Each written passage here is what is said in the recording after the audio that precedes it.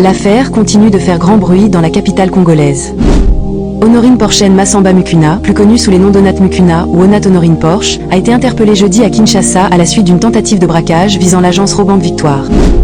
D'après les premières informations, la suspecte serait fille adoptive de Massamba Mukuna, un Congolais résidant en Allemagne. Honorine avait quitté la RDC à l'âge de 7 ans pour s'installer à Cologne, avant d'y passer une grande partie de sa vie. Âgée aujourd'hui de 37 ans, divorcée d'un homme originaire de Brazzaville et mère de 4 enfants, elle aurait récemment décidé de revenir au pays.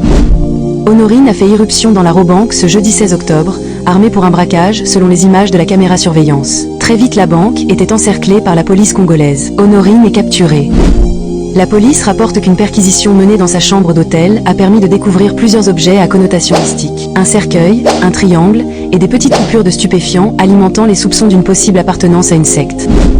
Une enquête approfondie est actuellement en cours pour élucider ses véritables motivations et identifier d'éventuelles complicités dans cette affaire qui secoue l'opinion publique quinoise.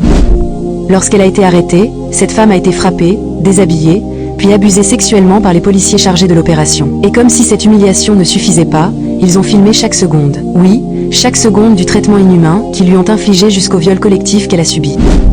Et pire encore, ces vidéos ont été publiées sur Internet. Les militaires qui avaient déshabillé, touché et filmé l'intimité d'Honorine Porsche ont été identifiés et arrêtés. Leur commandant de bataillon a été suspendu et ils sont en attente de jugement.